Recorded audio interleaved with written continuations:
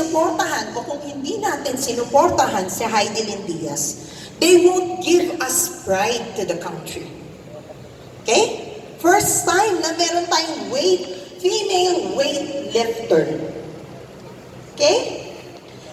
First time na meron tayong male gymnast, si Carlos Yulo, who gives pride also.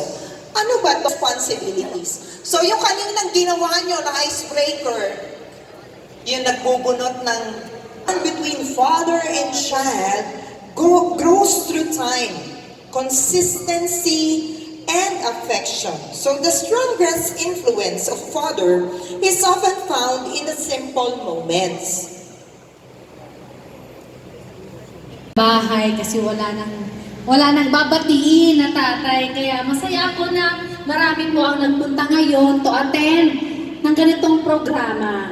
Diba? Kasi ino-honor din namin ito sa inyo. Kaya kung inyo pong mapapansin, ang lapit niya doon sa celebration ng Father's Day. Kasi yun din yung isa namin gustong iparamdam sa inyo na aming mga tatay kung gaano po kayo kahalaga sa amin. Is simple token din po.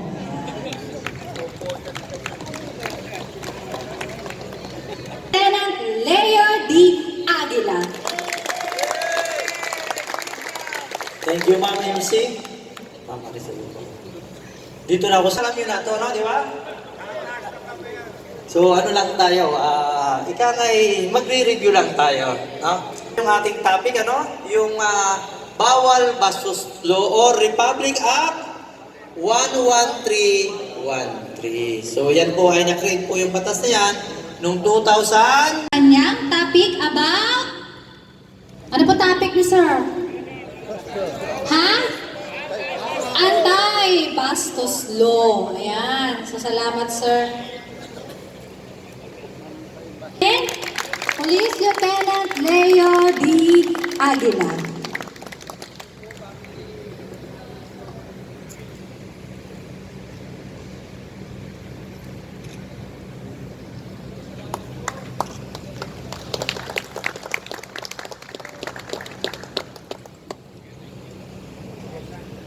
Ayan.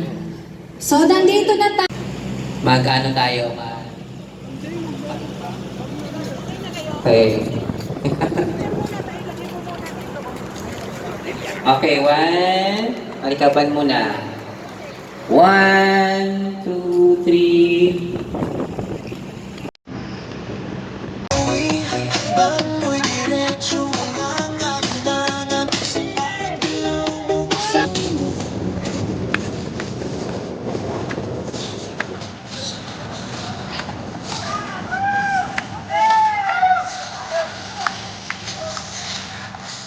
Sabay-sabay!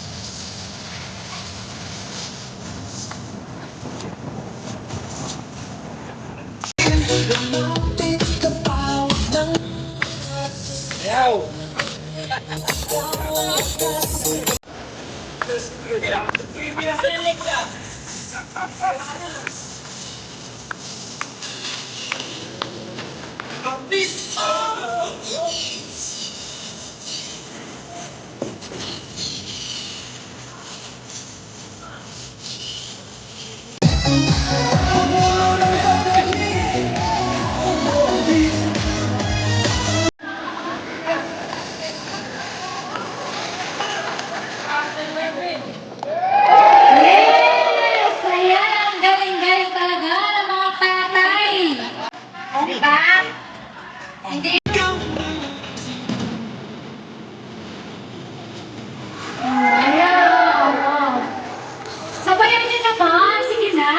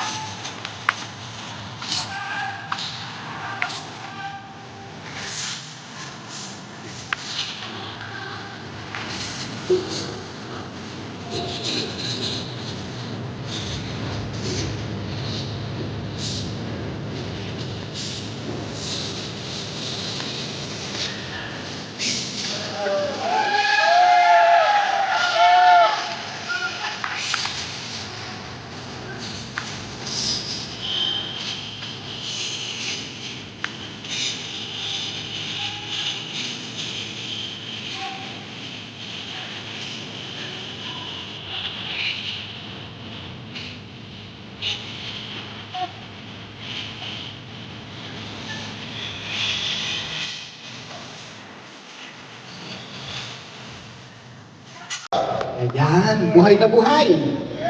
Yes. Bago ako mag-umpisa sa ating discussion, nais ko po kayong i-congratulate.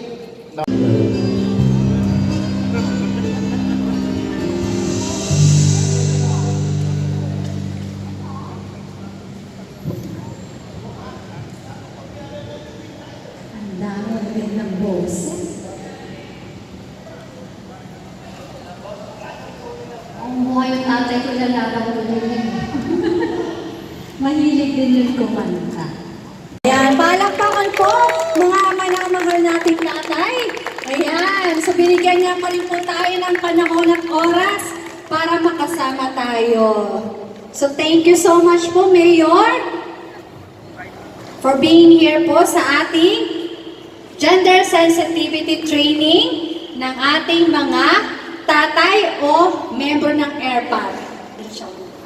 Kaya naman, mga tatay, pakinggan na po natin ang mensahe ng ating kauna-unahang babaeng alkalde ng lungsod ng Pasay.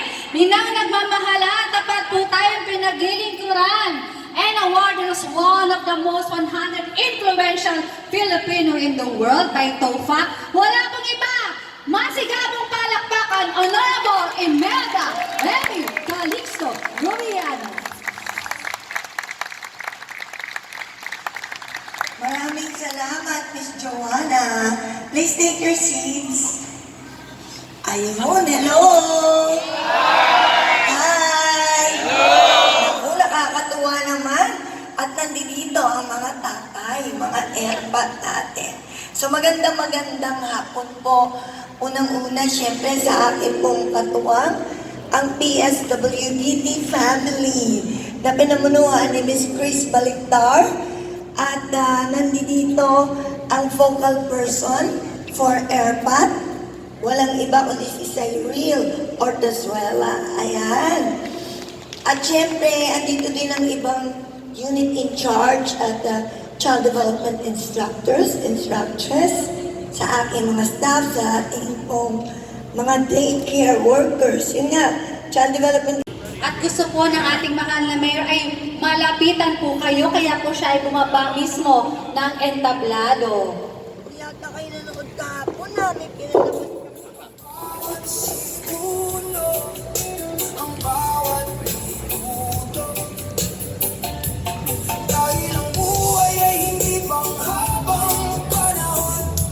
Pasensya na kayo, hindi ko kayo makakamayan lahat. Pero natanong ko kasi nagpa-black screening ako parang sa mga kabataan. Pinag-worksheet na po. Ready? Okay. Ako si pakibanggit ang pangalan. Nahirang bilang pakibanggit ang posisyon ng AirPod Organization sa pakibanggit ang pangalan ng unit ng lungsod ng Pasay. Ay taimtim na nanunumpa na aking susundin at ipatutupad ang mga alituntunin, patakaran, at mga kautosan ng Pasay Social Welfare and Development Department na aking gagampanan ng buong katapatan, kasipagan, at pananagutan ang mga tungkulin at responsibilidad na kakaibat na kaakibat ng aking katungkulan. Sa abot ng aking kakayahan at pangunawa. At na aking isasagawa ang mga ito nang walang kinikilingan at walang pag-iwas sa anumang pananagutan. Kasyahan nawa ako ng may kapal. Congratulations, everyone! Ayan. So, 12 units ito, mga officers. Okay po. So, bawat unit na ay merong representative ang mga airpans. So, sana, upo po kayo. Ating mga officers ng AirPat at syempre hindi natin pwedeng hindi makasama ang ating mahal na mayor sa picture. Kaya naman, inaanyayahan ko po na magsatayo yung mga nasa likod para makita po ang inyong kagwapuhan at tinatawagan ko rin. Okay, Calixto, letter C. Sa kanan po, kanan. Kanan, yan. Calixto, Rubiano. Ayan, sabi nga ni Mayor, pasensya na po yung nasa likod at hindi na po kayo nakabayan. Alam niyo po, napakarami pang naghihintay na bisita ang ating mahal na Mayor sa opisina po. Sa bawat paghinga, may isang liwanag na sumusilip.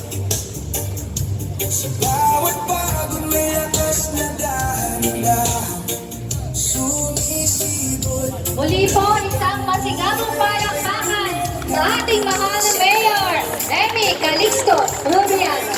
May pag-asa na nakatago sa puso. Mga pangarap na halos mapatay ng takot. Mga pangarap na halos malunod sa luha.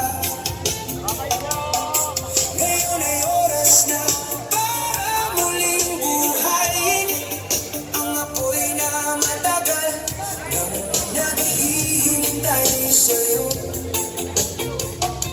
Bitawan ang lahat ng hindi karapat-dapat. I'm gonna keep on shining till the end. Light inside of me. Sa bawat pagka Hello, ating mahal na Mayor. sa sariling lang.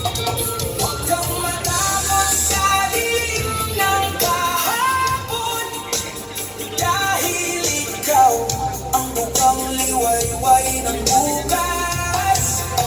Liwanag sa loob, liwanag sa loob. Mas maliwanag, mas malalim, mas tunay. Patuloy kang sumisikat sa bawat araw. Walang hangganang liwanag. Tuloy na po ako. Maraming salamat. Ingat po.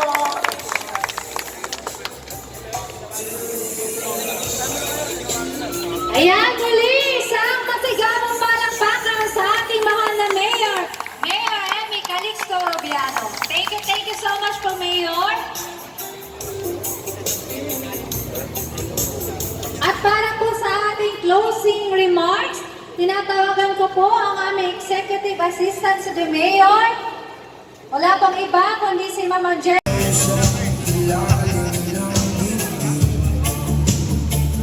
Mga sugat ko takot tumingin sa salamin. Kung mabigat pa rin ang dala, ibababa ko na rin. Nabigat ng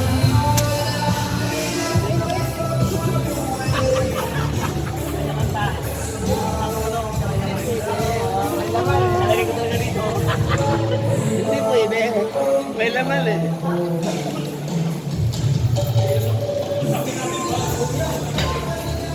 Di man sinabi na ano kung kailan yung sino panalo sa team mo.